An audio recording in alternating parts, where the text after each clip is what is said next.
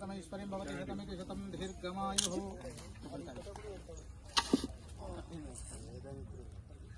లక్ష్మీనారసింహస్వామి గోవింద గోవింద.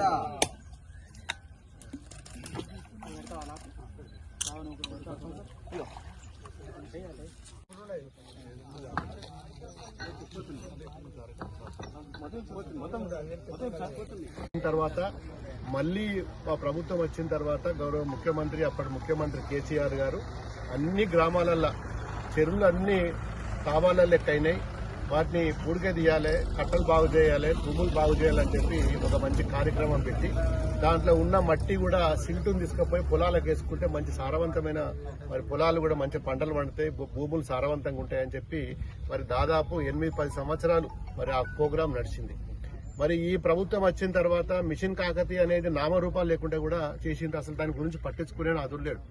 మళ్లీ చెరువులు కుంటలు పూర్తిగా మరి ధ్వంసం అయిపోయినాయి. ఇవాళ ఏ చెరువు కట్ట మీద పోయినా, ఏ కుంట కట్ట మీద పోయినా, ఏ కాలువలకు పోయినా మరి తూములకి నీళ్లు లీకేజ్ అవుతున్నాయి, మరి అలుగులకి నీళ్లు లీకేజ్ అవుతున్నాయి.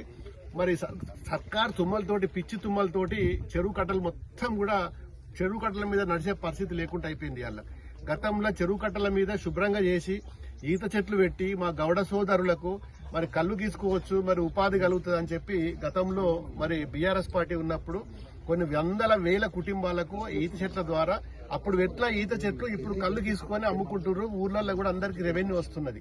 మరి ఇప్పుడు ఈ గవర్నమెంట్ వచ్చి 2 సంవత్సరాలు అవుతున్నది. కనీసము మరి దాన్ని అన్న కంటిన్యూ చేయాలి. మిషన్ కాకతీయ పెట్టకుండా మీరు పేర్లు మార్చుకున్నా మాకేం పర్వాలేదు, కానీ మన చెరువు కట్టల మీద మరి పిచ్చి తుమ్మ చెట్లు తీసేసి మరి తూడు చెట్లు అన్ని మొత్తం చెరువులలో కట్టల మీద అసలు కనబడకుండా అయిపోయింది. చేపలు పట్టడానికి చెట్లకు దిగాలంటే మరి మా చేపలు పట్టేటోళ్ళు మా సోదరులందరూ కూడా మన ముదిరాజు సోదరులు కానీ మరి మన గంగపుత్ర సోదరులు చెర్లకు లోపలికి పోవాలంటే భయపడుతున్నారు. ఎందుకంటే మొత్తం పిచ్చి మొక్కలు ఒలిచిపోయినాయి. అలా ఏడబోయి ఇరుక్కుంటామో, ఏడబోయి అపాయం అవుతుందని చెప్పి భయపడుతున్నారు. కనీసం ఇప్పటికైనా కానీ ఇప్పుడు ఈ యాసంగి సీజన్ స్టార్ట్ అయింది. ఇంకో 1-2 నెలల్లో అయితే చెరువు కట్టలన్నీ కూడా ఎక్కడ వాటర్ చేసుకోవడానికి ఇబ్బంది లేకుండా ఉండేది. దయచేసి ఈ స్కీమ్ను కొనసాగించాలని చెప్పి మా చేగుంట మండలం నుంచి ఇలా మొట్టమొదటిసారి తైబంద్ అయింది.